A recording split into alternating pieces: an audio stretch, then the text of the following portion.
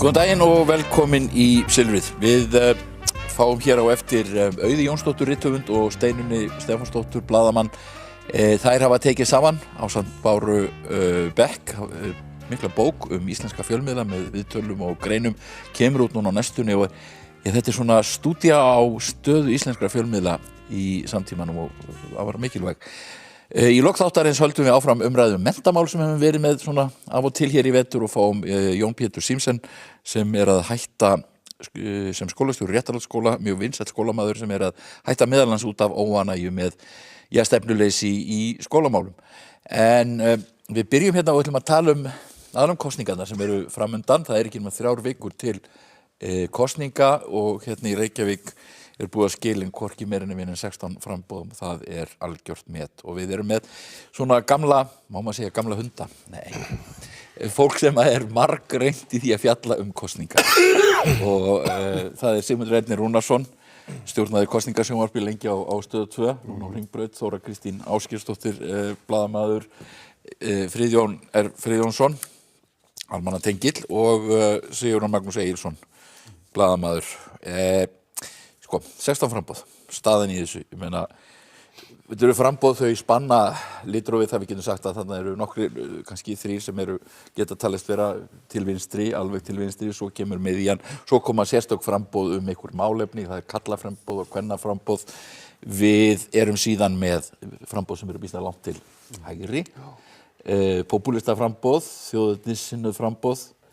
Hvað á maður svona hvað munstur í þessu? Það virðist þurfa afskaplega lítið til að ná inn manni. Já. Það breytist mikið við að fjölga borgarfulltrúum og gömlu flokkarnir, fjórflokkurinn, sem maður nefni hann nú bara strax, hann hefur ekki sömu tök á fólkinu og hann hafði lengst af. Við þurfum ekki að fara aftur nema til 1990 þegar Davíð Oddsson fær hér 60% fylgi. Já. Það var hægt þá. Það ómögulegt í dag vegna þess að það spretta fram svona einsmála flokkar. Lýðræðisvakningin sko meira utan flokkana heldur en innan flokkana og það verða til svona byltingar eins og MeToo-byltingin. Hún ekki af völdum flokkana, hún af völdum fólksins. Við sjáum þessi gríðarlegu umskipti til dæmis í umhverfismálum þegar fólk að vakna fyrir það að mesta verðmætið hér á landi náttúran sem ferðamaðurinn vill skoða. Það ekki flokkarnir sem breyta því, það heldur fólkið sjálft. Þannig að sko pólitíkin meira utan flokkana heldur en innan flokkana, núna í dag, að mínu viti. Já. Og fyrir vikið hafa flokkarnir ekki þessi tök á fólkinu og það ræður meira sjálft hvernig pólitíkin heldur en flokkarnir. Þetta held ég að sé breytingin. Já. Þóra Kristín, hvernig horfir þetta við þér? Sko, mér var nú á að hlusta á vikulókin í gær og það var bara eins og að stinga hausnum inn í fuglabjarg. Ég þurfti bara að slökkva eftir 20 mínútur. Ég var bara gjörsamlega þrotin af kröftum í hugsa. Sko, ég heyrði einhvers staðar að það þyrfti að leita aftur til ársins 1918 til að finna jafnmörg framboð. Og maður veltir fyrir sér í þessu sambandi, hvað það sem í rauninni kallar á þetta? Hvað að gerast? Af hverju eru svona mörg framboð? Nú eru flokkarnir, og alveg eins og Sigmundur var að benda á að þeir eru náttúrulega svolítið trénaðar valdastofnanir, það hafa orðið breytingar og það gerast enga byltingar þar innan þeirra. En það samt sem áður, það einhver sko djúpstæð óánægja og þegar maður hlustaði til dæmis á þessar konur í vikulokunum í gær, sem að ætluðu öllu að breyta og það átt að rífa allt úr sambandi, það átt að byggja bara mislæg gatnamót þvers og kruss á þess að spyrja kóngni byggja 10.000 íbúðir á þess að skipuleggja þær og það var hægt að kippa öllur sambandi, þá átt að einfalda allar reglur og auðvitað þetta ekki rétt. Nei. En maður hlýtur samt að leggja eyrun við og maður hlýtur að hugsa sko, það einhver skilaboð þarna og skilaboðin eru kannski þau líka að við búum við svolítið trénað borgarkerfi, það svolítið þungt í vöfum, það eru ofmargar til dæmis skipulag, silkihúfur, hlutirnir eru of mikið á umræðustigi, fólk vil sjá hlutirna gerða og ef við horfum á Reykjavík í dag þá búa svolítið sko 2 þjóðir í Reykjavík. Það annars vegar þarna miðborgarfólkið sem að vill reiðhjól og göngustíga og borgarlínu og allt það. Svo það úthverfafólkið sem meira eða minna bara fast á Miklubrautinni, algjörlega brjálað. Þú veist, og mér finnst þetta er svolítið svona uppreist úthverfala. Ég held að borgin eða núverandi meirihluti þurfi að taka þetta samtal, annars bara tapa hann kosningunni. Ég held að sko Eyþór sem að manni fannst nú svolítið komin yfir síðasta söludag og svolítið svona used car salesman þegar hann kom fyrst fram. Hann að fá gríðarlegt fylgi og ég held að það sé fyrst og fremst kannski óánægju fylgi og miða við það sem hann ætti að fá. Já. Ég held að Eyþór ekki að koma fram með neinar stórkostlega breytingar og hans gagnrýni á engan veginn rétt á sig. Við erum að sjá annars vegar óánægju til vinstri og þar náttúrulega sósíalistaflokkurinn. Já, það óánægja með kjörin og húsnæðismálin. Já, það óánægja með velferðarmálin.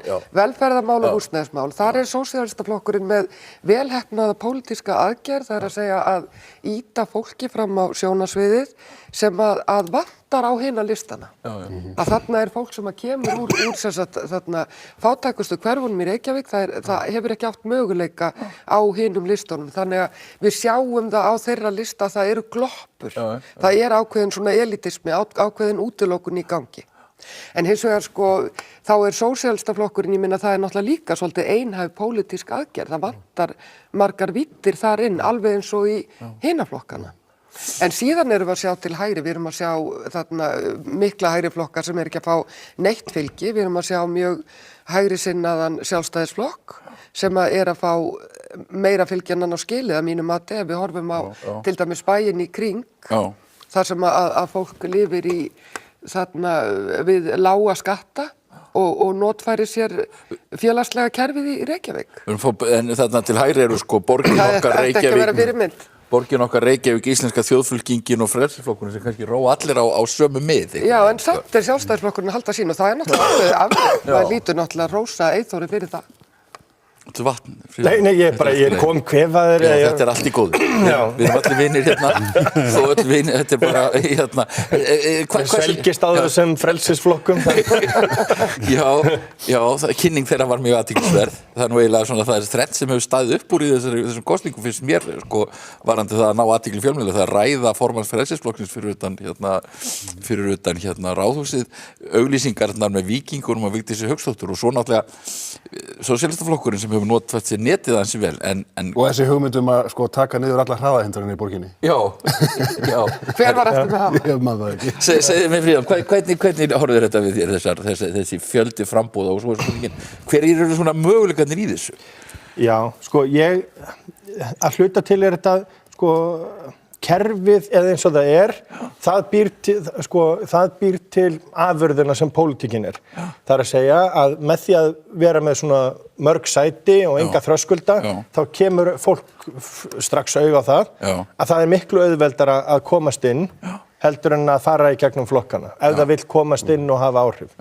Við sjáum þetta líka í þinginu að kjördæmin orðin, hérna á höfuðborgarsvæðinu orðin býsna stór í samanburði við landsbyggðarkjördæmin. Það miklu auðveldar að komast inn í suðvesturkjördæmi heldur en í norðvesturkjördæmi. Þannig að það miklu auðveldar einhvern veginn að fara bara búa til eitthvað mál, hoppa í fjölmiðla og mögulega ná þannig athygli og getur náð einhverjum mómenti. Og ég meina, ég er ekki að segja að Sigmundur Davíð hafi komið óþekktur inn í pólitíkina en á 2-3 vikum að ná þeim árangri sem hann náði eða 4 vikum, það var býsna magnað mann eftir Albert Guðmundsson náði fyrir 30 árum síðan Þannig að þetta er ógeðslega flókin staða. Ég skíthræddur að það verði ekki eins og núna mælast 6 flokkar inni. Ég held að það verði miklu fleiri. Ég held að meirihlutin falli og ég held að verði mjög erfitt að koma ef að Viðreisn hoppar ekki bara beint inn í núverandi meirihluta að þá verði mjög flókið að koma saman stjórn í borginni. Ólafur Harðarsson reknaði það út á þræði í Facebook í gær að til að náinn manni þar listi minnst að fá 2,6%, það gæti gerst að vera 2,6%. Listi sem með 4,2% örugur, en það er hugsanlegt að flokkur getur verið undir 3% og náði manni. Það 4% gefa, þetta getur, og náttúrulega kjörsóknin getur, við vitum ekki með kjörsóknin, en hún var skelfilega léleg síðast og það kannski ekkert mikið sem bendir til þess að hún verði neitt betri núna. Í þessari Gallup-mælingu sem var kynnt í gær, sem auðvitað langtímamæling yfir mánuðinn, þannig að hún ekki að mæla trendin sem í gangi núna, en þar var flokkur fólksins með 3%, sósíalistaflokkurinn með 2%, og það var mjög stutt í einmitt að Flokkur fólksins komist inn, mjög stutt í að Sósíalistaflokkurinn komist inn, þá var að koma með 8 flokka inn í borgarstjórn. Þannig að sko myndin, ég er búinn að segja það, ég held að myndin eftir 20. og 7. maí verði mjög flókin hérna í Reykjavík. Hvað segir þú, Sigurjón, hverjir heldur að fara inn, sko? Ég náttúrulega, þetta 16 framboð, ég var stjórna fundi á félagi eldri borgara í gær, þar sem voru frambjóðendur, ég man ekki, held ég ennþá alveg nöfnin á öllum frambjóðunum. Nei. En mér finnst það sem að Friðjón að segja, sko, þetta svona dæmigert, það svona að vara fólk við að kjósa litlu flokkana þegar getur svo flókin staða eftir á. Ég verð að segja alveg sér, ég sé ekki mikið mun á Sjálfstæðisflokknum og Samfylkingunni. Mér finnst ekki. Það svona hvort að þessi gatnamótin eða hin eða sko, Sjálfstæðisflokkurinn vill efla almenningssamgöngur og þetta snýst ekkit holræsið í ægisíðu eitthvað. Þetta snýst bara fólkið inn í borginni og þetta hvort að Miklabrautin ekkit að fara inn eitt stokk. Og alveg eins og Vinstri græn lofuðu fyrir síðustu kosningar að leikskólar eru gjaldfrjálsir. Og þetta bara eitt af þessu, það svona verið að grípa í eitthvað sem menn að lofa hlutum sem þeir muni ekki standa við, það alveg öruggt. Og ég mikla reyfast til líkur það að Miklabrautin sé að fara í stokk. Og ég nú ekki sósíalistaflokkur, ég nú svona skildur honum svona fjölskylduböndum. En mér finnst að því sjálfur ég alin upp í svona erfiðar aðstæður, þannig ég finn mér finnst svona frambjóðandi sem að það fólk hefur fengið til liðs sig vera mjög heillandi. Mér finnst það vera það nýja í þessum kosningum. Ég eins og með fullri virðingu fyrir valdavinn okkar Þorvaldi Þorvaldsson í Alþýðufylkingunni, þá þetta svona aftur og aftur, hann búinn að sko falla ítrekka og fá örfá atkvæði, þannig að hann ekki að koma til að breyta eitthvað fyrir hönd þessa fólks. En Sósíalistaflokkurinn kemur allt öðru að þessum málum. Ég alveg samfærum að þau ná inn manni, en ég veit ekki hvort þetta verður eitthvað erfitt að mynda meirihlutann. Ef það erfitt að mynda meirihlutann, þá það bara þannig. Og annar líka, 16 framboð, getur ekki líka litið á þessum jákvæða grósku. Við þurfum ekki að vera sammála Gunnlaugi Ingvarssyni þarna með að kalla stræt og grípaflutningavagna, við þurfum að vera sammála honum. En hann skilar inn löglegu framboði maðurinn og þá bara gerir hann það. Við getum að hafna honum, við fáum bara eitt atkvæði, við kjósum bara eitthvað annað, en þetta líka svona gróska í borginni, mér finnst það og kannski lýsir þetta óánægju með stóru flokkana. En af hverju bróðir þið ekki bara á listanum sem að stofna Sósíalistaflokkinn? Hann ekki? Þið nú ágætis kunningari. Það ágætt að spyrja þig. Ég ekki endursegja samtölin okkar, það ekki við hæfi, sko. Nei, það alveg augljóst að hann telur annað fólk hæfara til þess en sjálfur. En það kannski þetta sko, ég held líka sko að stjórnmálaflokkarnir hérna hefðbundnu ekkert endilega sko að svara svona kalli óskum og vilja stórs hluta af almenningi og ég tek undir með félaga Sigurjóni að sko það bara einfaldlega svo að það óþarflega stór hópur fólks í Reykjavík og náttúrulega víðar land sem hefur það bágt. Ef ekki bara tala nálega, sko, hefur það skýtt. Og stjórnmálaflokkarnir, hinni hefðbundnu, hafa ekkert verið að svara óskum og vilja þessa fólks. Það bara mikið af fólki sem býr við mjög lág laun, kemur ekki börnunum sínum að í leikskóla, veit að framundan skólaganga í kerfi sem ekkert endilega að sko svara þörfum mjög ólíks fólks sem að rata inn í grunnskólana. Það ennþá verið að fella fólk að því það kann ekki starffræði og svo framvegis. Þannig að mjög stór hópur fólks sér það og finnur á eigin skinni að stjórnmálaflokkarnir ekki að þjónusta. Ekki að þjónusta. Og það svo mikilvægt. Og fólk sem að vinna 2-3 vinnur. Það náttúrulega sko, það náttúrulega var spurningin af því að kosningabaráttan byrjaði fannst manni svo millistéttarlega einhvern veginn, þú veist. Svona með eiginlega öll þessi vandamál millistéttarinnar og það kannski það sem sko sósíalistar meðal sem við tekist, það tekist að færa fókusinn aðeins á aðra hluti. En það náttúrulega húsnæðismál og það náttúrulega menntamál og það spurningin fyrir sko, til dæmis fyrir þig sem sjálfstæðismann, hver eru sóknarfærin gegn meirihlutanum, gegn degi? Já, ég ætla ekki að svara fyrir sko, allan Sjálfstæðisflokkinn, ég kem ekki að skipulagi hans í Reykjavík. Hvað finnst þér? En En sko það sem að mér hefur virst einmitt eins og sko sóknarfærin hafa legið einmitt í svona þessari óánægju úthverfanna og svona nær úthverfanna líka yfir þjónustunni í borginni og óánægjan yfir umferðarmálunum. Nú flutti ég til Reykjavík fyrir rétt rúmu ári síðan. Já. Eftir 7 ár í Garðabæ og sé ekkert eftir því. En það sem kom mér á óvart var sko hvaða stóð upp úr fólki og líka bara hvaða borgin var skítug og illa hirt einhvern veginn sem maður tók ekki eftir þegar maður bara keyra úr borgartúninu í Garðabæinn þegar maður fór að labba hverfið og það eru 70% kjósenda sem búa austan Kringlumýrarbrautar. Tæplega 50% sem búa austan Elliðaáa. Þannig að þar hljóta ákveðin sóknarfæri fyrir og þess vegna kannski þessi, eins og þú segir, óánægju úthverfa framboð að koma fram vegna þess að fólki finnst að það sé ekki þjónusta. Það var einn frambjóðandi í prófkjöri Samfylkingarinnar sem bjó austan Elliðaáa og hann endaði í 13. sæti eitthvað svoleiðis sko. Og hann er á lista sko, þetta er ágætismaður, en yfirbragð Samfylkingarinnar og Vinstri grænna eru svolítið 101, 107 og þessi kaffihúsa tilfinning og fólkið í úthverfunum bara sér ekki að það sé nokkur skilningur á því hvað það vill gera, hvað það vill upplifa. Svo náttúrulega sko hitt að ég bý til dæmis í 101 og það engin frábæra leiksvæðar fyrir börn og það ógeðislega erfitt að koma börnum í tónlistarskóla þar og það erfitt aðgengi að bæði KR og Val og brautir og svona þannig að þú veist hvað þá að leggja bílunum sínum og hvað það menn að sjá kannski svolítið offsjónum hver fyrir öðrum svo ég aðeins tekja ég bý í 101 en eins og ég nefndi áðan þá tek ég alveg undir þessa gagnrýni en ég heyri ekki þessar lausnir sko frá síðan úthverfafólkinu þegar það ryðst fram á sjónarsviðið með sína 17 lista og ætlar að kippa öllu sambandi, þetta svona hálf anarkísk framboð, þá að kippa reglum úr sambandi, einfalda kerfið, byggja mislæg gatnamót, stórfjölga mislægum gatnamótum og það má alls ekki gera borgarlínu og ég heyri ekki að þau séu með sko neina lausnir. Ég einu utanbæjarmaður, ég bý í 201 í Kópavogi og þegar ég geng hverfið, þá þetta alveg sama.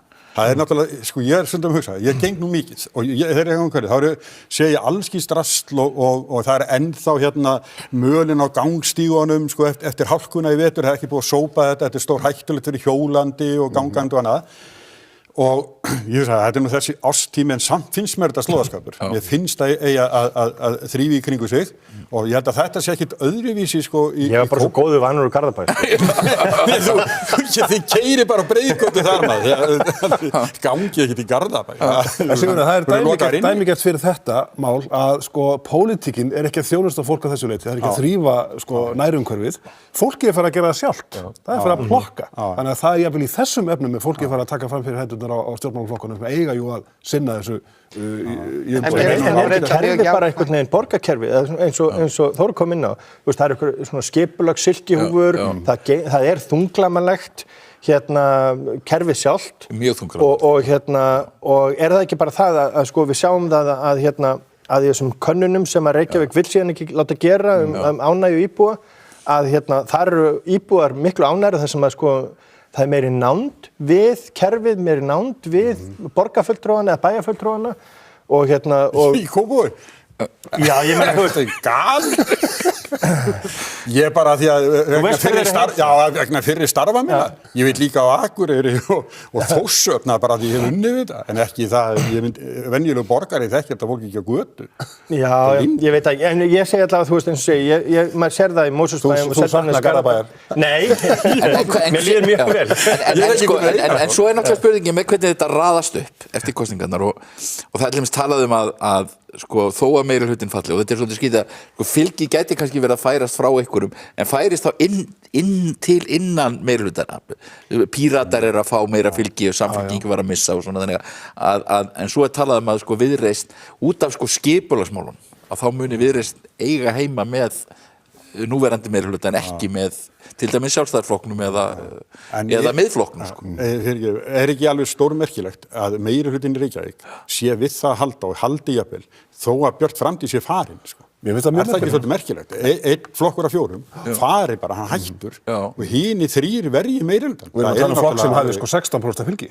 Þetta alveg ótrúleg staða í rauninni. Spurningin er hvort að Dagur verður borgarstjóri áfram eða ekki. Ég hallast því. Þóra.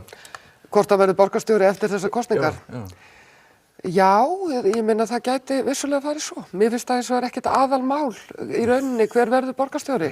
Ég held eins og ég segi að borgin þurfa að taka þetta samtal.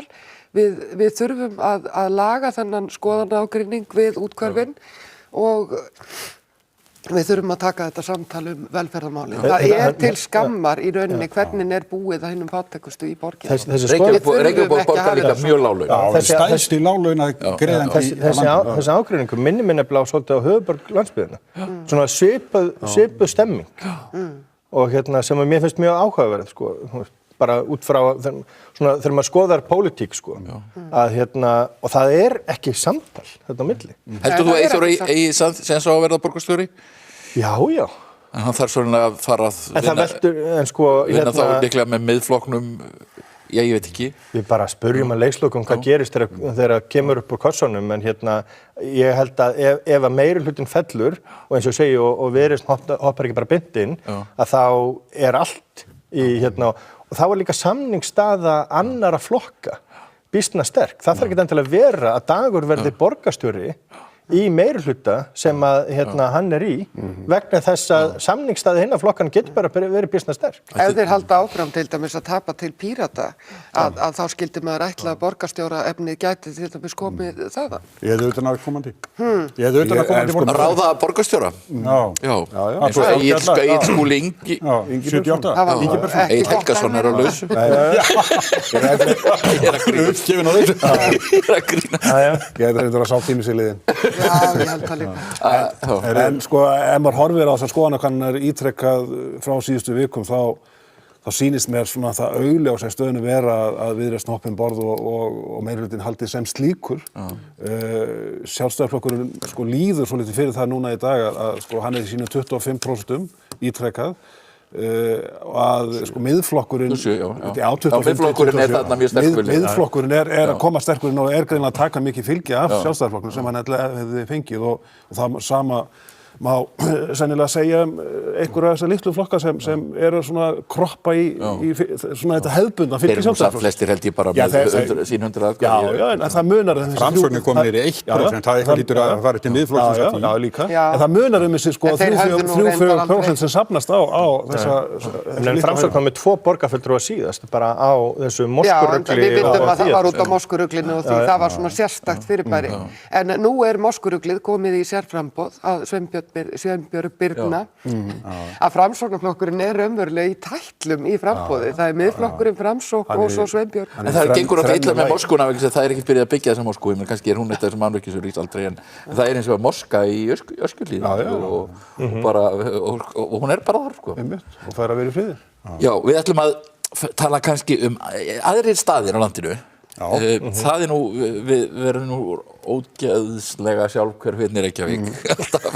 En það kannski Ég alltaf að tala Garðabæ. Það svo lítið, við höfum kannski litla spurnir af því, sko, það var náttúrulega vantar mælingar og svona. Það kemur mæling frá Akureyri sem bendir til þess að meirihlutinn sé fallinn og svo náttúrulega hefur verið þarna dálítið dramatík í Vestmannaeyjum þar sem Sjálfstæðisflokkurinn gengur sko klofinn til kosninga. Það mesta dramatíkin í Eyjum eins og stundum áður. Og Páll Magnússon, þingmaður Eyjanna, fyrrverandi útvarpsstjóri, hann sem sagt veitir klofningsframbjóðum liðsinni. Já. Það mjög merkilegt og pólitísk áhætta fyrir hann í sjálfu sér. Kannski endur hann sem bæjarstjóri í Eyjum, eins og pabbi sinn forðum. Stjórnaði aðgerðum eftir gos. Það bara ekki að gjósa það aftur.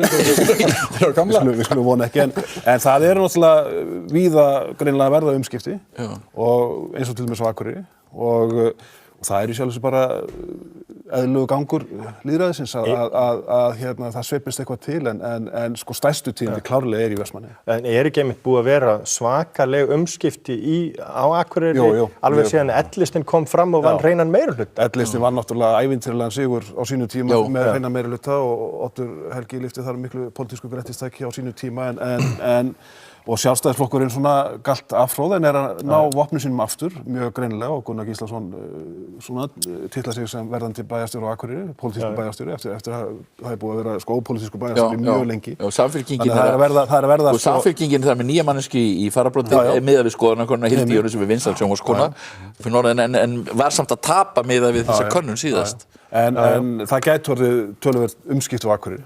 En í Vestmannaeyjum þetta bara svona klassískt persónu, ágreinings, klofningsframboð sem að ég held að sko síðan eftir þetta kjörtímabil og jafnvel bara þegar kemur að þingkosningum að þá muni þetta fólk standa síðan aftur saman í og starfa fyrir Sjálfstæðisflokkinn. Og það náttúrulega munurinn á sko landsmálapólitíkinni og borgar- og bæjarpólitíkinni að þetta skiptir svo ofboðslega miklu máli hvaða persónu þú stillir fram í bæjum og borg. Og við erum að sjá sko að fylgið ekkert endalega í samræmi við sko pólitíkin sem líka heldur miklu fremur í samræmi við fólk. Sko, mamma eins vinur míns er á listanum hjá Heimaeyjarlistanum og hann útskýrði það fyrir mig þannig að sko það var eitthvað hús byggt í bakgarðinum hjá henni fyrir árið síðan og hún er ekki ennþá búin að fyrirgefa bænum það. Já. Þannig að þú veist. Þetta hennar litlu uppreisn. Já. Það er svona. Já, þetta er náttúrulega algjör vissla fyrir okkur sem hefur gaman að pólitík og kosningum og hlera. Þetta er náttúrulega svo mörg kjördæmi, bara all sveitafélögin í landinu og það er víða mjög spennandi. Sjálfstæðisflokkurinn er líka klofinn á Seltjarnarnesi, í Mosfellsbæ og þannig að þetta klofinn í Mosfellsbæ? Það er ekki einhver Sveinn Óskar hann er bara komin í Miðflokkinn sko. Já, já. Þannig að sko þessi langa sko valdasetja sko er svona eitthvað að fara taugarnar á öðrum sama fólkið alltaf og eitthvað. Þetta er eitthvað þannig. En svo er náttúrulega merkilegt að sko Miðflokkurinn gæti náð sem er náttúrulega mikilvægt fyrir flokk að ná inn í sko sveitastjórnir hér og þar. Það er náttúrulega, ég man ekki eftir því að hafa heyrt áður í minni blaðamennsku tíð að sko flokkur mældist svona sterkt inni án þess að bjóða fram eins og Miðflokkurinn Akureyri. Já. Það er náttúrulega ótrúlegt. Það er ótrúlegt. Og þeir eru ekki einu sinni með framboð. Já, þeir hefðu getað raðað saman lista og farið þann inn, Við skulum aðeins fara í mál sem hefur verið sko tröllriðið í fjölmiðlunum frá undanfarnu. Ég held að margir hafa nú verið orðnir býsna þreyttir að því það er þetta mál í kringum barnaverndarmálin kringum Braga Guðbrandsson og svona. Og þetta heldur áfram, nú er til dæmis komið í gang málum sem fjallar afhendingu gagna frá Barnaverndarstofnun til RÚV og Stundarinnar og líklega hugsanlega þetta verið dómsmál út af því þó að þetta nú verið rekið býsna hart í Stundinni sem þú hefur starfað fyrir.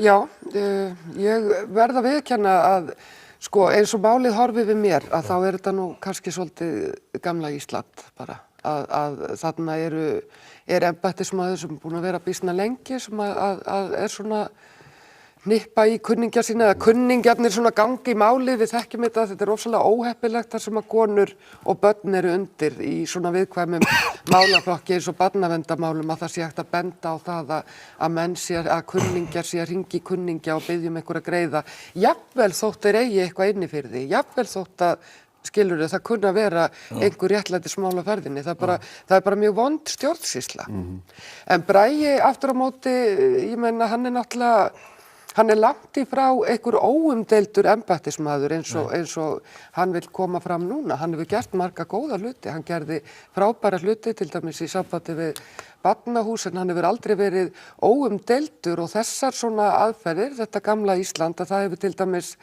skilið eftir mörg sár í samskiptum við þessi litlu meðferðarstofnanir sem að þar var allt í ljósum logum á tímabili og þau voru auðvitað sum illa rekin auðvitað en önnur ekki.